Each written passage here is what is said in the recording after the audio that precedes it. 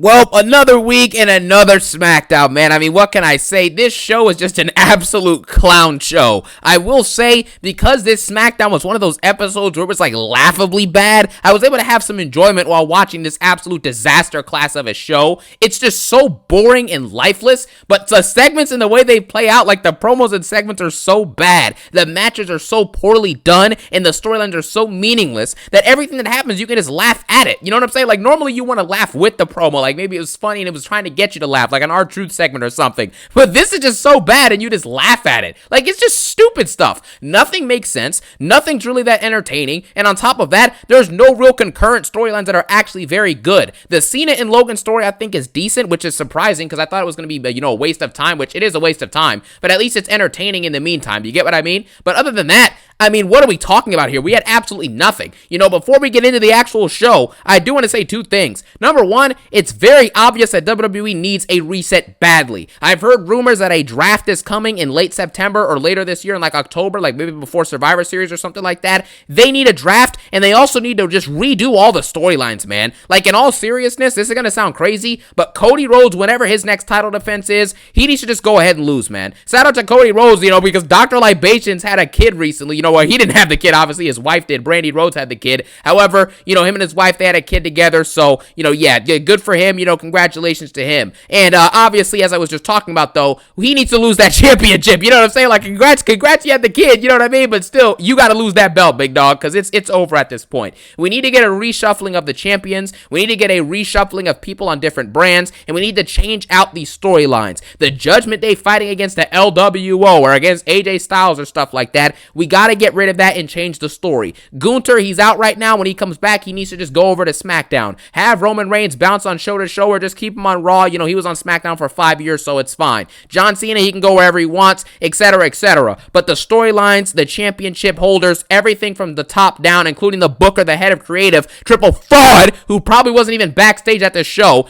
these dudes all need a change of scenery, man. They just do. We need a change of scenery as fans, and I think it's time to admit it. Now, with that being said, let's get into this review for SmackDown. Nothing really happened, so it's going to be probably another quick review, so let's get into it. Also, for next week's SmackDown, there is a solid chance that I probably won't be able to get a review out next week. Your boy's going to be doing some traveling, of course. However, I'll see what I can do. You know what I'm saying? Maybe I can make a little quick 3-minute review or something like that, because there'll probably be nothing to talk about on next week's episode anyways, but we'll see what happens. But next week's SmackDown, don't expect a review, but it could still happen anyways. Now, let's get into this review. This week's SmackDown was straight and utter garbage. It wasn't the worst show of the year because, again, every show is vying for the worst show of the year, so when you have 20-something candidates, you have to pick wisely, of course. However, this opening segment, I would say, was pretty entertaining. This whole Logan Paul and John Cena dynamic, I think, is really good. It's not just the basic, oh, you're an outsider. John Cena's adding new levels to this, and Logan Paul's actually adding some credible levels to this as well. He's entertaining. He was speaking French in his promo tonight, which I thought was pretty cool, and it got over with the crowd. Obviously as a heel, he wanted to get booed, obviously, and get the heat, and he got the heat. So this overall worked for me, just like last week's segment was clearly the only good thing to come out of last week's episode. So I enjoyed this. Logan Paul basically comes down to the ring, and his narrative in this promo is basically saying that WWE is now becoming WWE. He points out the Prime bottles. He says he's responsible for the $6 billion plus that have come over to WWE through their deals with Netflix and now with ESPN, and he basically says that TKO should thank him for his services, right? He says, TKO, you're welcome, okay? And he basically says that this is the new era, the Paul Levesque era, the Logan Paul Levesque era. This show sucks. Anyways, that's not the point.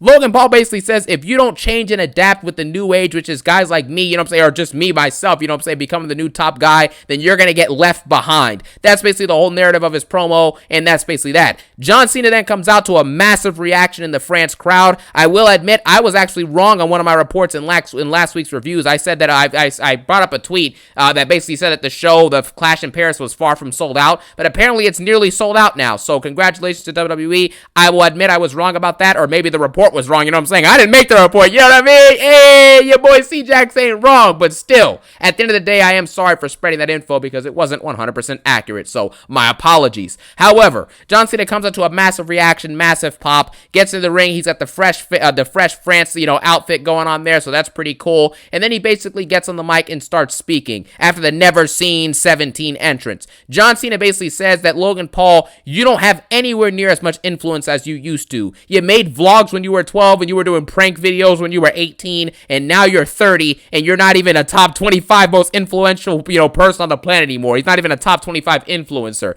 John Cena says he looked at a list and he's like, on this list of top 25 influencers, your name was nowhere to be found. You know what I'm saying? You're not a disruptor. You're a disappointment. And he basically says that Logan Paul is not coming to wrestling to save wrestling or to ruin it. He's coming here because he needs wrestling. Because every time he's in a headline now, it's for the wrong reasons, man. John Cena was cooking on the mic in this promo, okay? He says that Logan Paul needs wrestling, not to save wrestling, but to save himself, bro. Great bar. And John Cena basically says he's the OG disruptor, with the word life. And he says that this is Logan Paul's first lesson in thugonomics, which got a good pop. He then goes out on the ramp and reveals that in order to be a part of the WWE family, you have to forgive and show love and show respect and show care to the fans. And you have to appreciate the fans. You have to love on the fans. You have to care for the fans. You know what I'm saying? So John Cena basically goes out on the ramp and he actually hugs and apologizes to the kid that he grilled back when they were in Brussels earlier this year on Raw. He goes up to the kid and actually apologizes to him, and the kid says, "I love you, Cena," and all that stuff. So that was a nice little moment. Cena got a little emotional afterwards, so that was pretty cool. He then gets back in the ring and says that you better bring the best version of yourself to Clash in Paris, Logan, because what's it called? If your plan is to ruin wrestling or to try and knock me off, you're going to have to bring your best, because if not, wrestling will ruin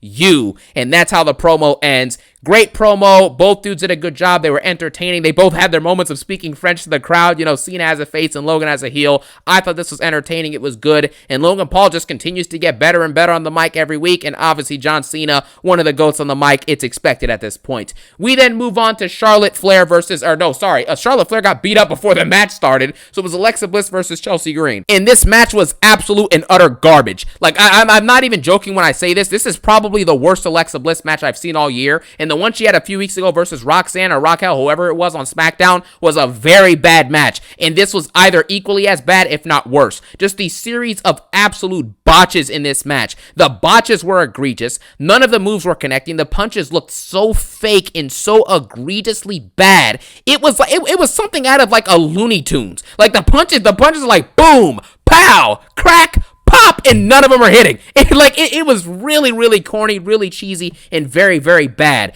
At the end of the match, obviously, it ends in a fruit roll-up like all these matches end. I'm tired of the roll-ups. So I'm not even going to reiterate my point on that, but it ends in a roll-up, okay? After it ends in a roll-up, Alexa Bliss tries to escape the ring and just randomly walks away without her title, and then Alba Fire super kicks her in the side of the head. They get beat up. Charlotte Flair tries to come back out on one leg and try and fight back, and then she gets beat up, and the Secret Hervis stands tall. No one cares about this because this is going absolutely nowhere. The Secret Hervis are a place filler and a spot holder because there's no credible tag teams in the women's division, at least for now. Eventually with Kairi and Kairi Sane and Asuka, they're going to probably be a tag team as a heel team, and then you're obviously going to have Rhea and Io will be a face team. So expect one of those two tag teams to knock off Charlotte and Alexa in the coming months for these belts, and then probably Charlotte will either turn heel or turn face, whatever, or stay face, whatever, and then her and Alexa will feud, or maybe they won't. Who knows? Who cares? We then get backstage segments. This Damian Priest backstage segment is one of the dumbest things I think I've ever seen in my life, bro. Damian Priest basically says that he does it all with a smile on his face. He's like, you know what? D-lister Black, I'm going to teach you a lesson about pain, and I'm going to teach you a lesson about violence. I'm going to teach you about where I'm from. And he does all this with a smile on his face. It's almost like he can't even take this seriously. And neither can Kathy Kelly as she's interviewing. She can't stop smiling because of how stupid this is. This is one of the dumbest backstage segments ever, and Damian Priest is now like 0 for 100 on cutting promos. On the mic, or in the, what's it called? On the, or in the ring, you know what I'm saying? But still, in the ring or backstage, he just stinks at cutting promos and speaking on the on the live segments. It just isn't good in my opinion. But he can grow, he can get better. But still, anyways, he was absolutely embarrassing here. He said a whole lot of nothing, and basically that he's gonna beat up A-lister Black or D-lister Black in the coming weeks. Then we had the backstage segment that I thought was actually okay with Uncle Howdy. Bo Dallas basically goes back there as himself and tells Montez Ford and Angelo Dawkins that he asked them, do you guys bleed the same blood? You know what I'm saying? Do you guys bleed the same blood? Are you the same team? Are you a family like the Wyatt Six are a family? And then Dawkins and Ford look at each other.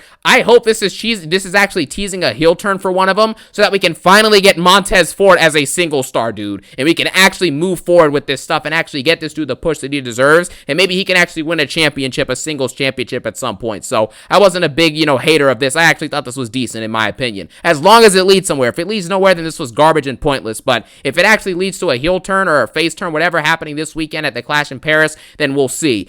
We then get Michin versus Kiana James, and Michin literally wins in like 3 seconds off of a fruit roll-up, as per usual. It ends in a roll-up, as per usual. So there you have that. After the match, Julia and Kiana James beat up Michin, and that's basically it. Then we get to Drew McIntyre's segment where he basically had absolutely nothing to say. Every Drew McIntyre segment is going to end with him throwing up 2 hands, you know what I'm saying, looking around without his shirt on, just like looking around like he didn't do it. It wasn't me. I didn't plan on doing it, and I can't stop thinking about Punk, and I can't stop thinking about Cody, and I can't stop thinking about Randy. It's not Randy anymore. It's Randy. Randy, Cody is not your friend. Cody is your foe. He was getting intel on you so he could beat up on your back while you couldn't put him in the head at King in the Ring, and he got the title match that you couldn't. That's basically what Drew McIntyre's promo was. And to be honest, Drew sounds like he's spitting facts. I mean, it makes sense. Cody Rhodes was actually, beating up on Orton's back when it was, what's called vulnerable in the match at King of the Ring, and Orton couldn't,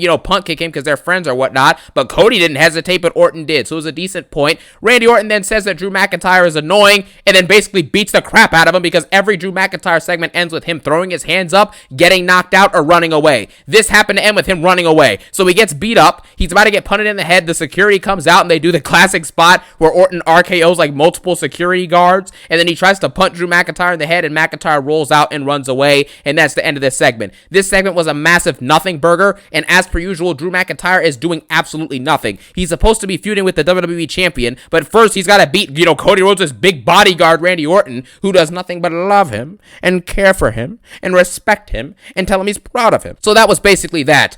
We then move on, and we basically had Carmelo Hayes and Miz versus the Street Profits. The Street Profits obviously won the match. The Wyatt Six, were interfering and stuff like that, and distracting Miz and all that stuff, so it kind of caused, the Street Profits to get the W, obviously, and now they're going to fight the Wyatt Six for the tag belts at Clash in Paris, so they're adding a 6th match to the card. I hope that this results in Montez Ford finally going into singles competition. I think that would be good, and you can set up his first feud as a single star, could be against Dawkins, so there you have that. Then we move on to the main event, and Samuel Zayn is the U.S. champion. Now, obviously, we don't need to go over what happened here because we all know that it was just going to be an interference from the MFTs, you know what I'm saying? And then obviously Jacob Fatu and Jimmy Uso come out and help Sammy win. But again, this makes no sense for 5 different reasons. I'm going to give you a 5-step breakdown as to why this is some of the dumbest booking of all time. Number 1, Sami Zayn literally as early as 4 weeks ago or 3 weeks ago was talking about how he wants to win a world championship. Now that Karrion Kross was out of the way, he was going to go win a world title. And of course, none of that happened. He's now going for U.S. titles, and then he wins a U.S. championship. Then the second reason this doesn't make any sense. Solo Sikoa just won the championship at, at Night of Champions, okay? He's had, 3 defenses since then, and they've all been against the same people, with Jacob Fatu, and then he defended it versus Jimmy Uso once, and now he defends it once for Sammy, so it's 4 defenses, maybe, if that, in 4 or 5 months, and this dude already is losing? He's losing to this dude, and he just beat Jacob Fatu, but now he's losing to Sami Zayn. So that, again, that's that. I think that was 2 or 3, or 1 or 2 things I just said, so that puts us up to 3 reasons. The 4th reason this makes no sense is because there are literally 4 members of the MFT, and there's 3 members of Sammy, Jacob, and Jimmy. So how in the world do they outpower 4 dudes who are supposed to be booked as a dominant faction? That's issue number 4. Issue number 5, why is Sami Zayn having another underdog story where we have another faction that has a bunch of people, they stack the odds, odds, and Sami Zayn, even in a 3v4, is able to overcome everything, hit 2 Helluva Kicks, and pin Solo Sikoa for the U.S. Championship on a Smackdown. Still number 6, of course, number 6 as well. Why is this happening on a Smackdown? You get what I mean? None of this really makes any sense, but at the end of the day, at least Sami Zayn's no longer going for a world title because he shouldn't be doing that anyway. He is a mid-card jobber, and it needs to be that way. So, him winning this belt, I don't really care, to be honest with you. The title is meaningless. Unless they do something to revamp all of these championships, they're all essentially meaningless until someone like a Roman Reigns or a Cena gets them again. There's just no point of even talking about him at this point. So Sami Zayn is your new U.S. champion. You know what I'm saying? It happens on a random episode of SmackDown before Clash in Paris. And that's basically it. That's how you end the show. I mean, congratulations to Sami Zayn. It's his first time winning the U.S. belts. I don't think it makes sense. I think it's stupid. And I don't know why Jimmy Uso or Jacob Fatu wasn't the one to dethrone Solo Sikoa. And after Sami Zayn wins, that's basically it. You know what I'm saying? There's no like, oh, Jacob Fatu or Jimmy Uso are eyeing him down. They want to get the title next. Nothing. It's just Sami Zayn wins, and that's it. It's like the same person that Jacob Fatu was trying to beat for the belt. He watches him get beat for the belt and then does nothing. It's just like, dude, I don't know what to say about this, man. Pretty stupid, but that's how SmackDown usually rolls nowadays. This episode of SmackDown was straight garbage, as per usual, but it wasn't the worst episode of all time. It was just a pretty bad episode. Not garbage, but it was pretty bad. I'll say that. It gets a 3, maybe a 4 out of 10 at best, and as per usual, it's the run-of-the-mill bad content that we get weekly from this company. Thank you all for watching. Have a phenomenal day. Peace out and one love.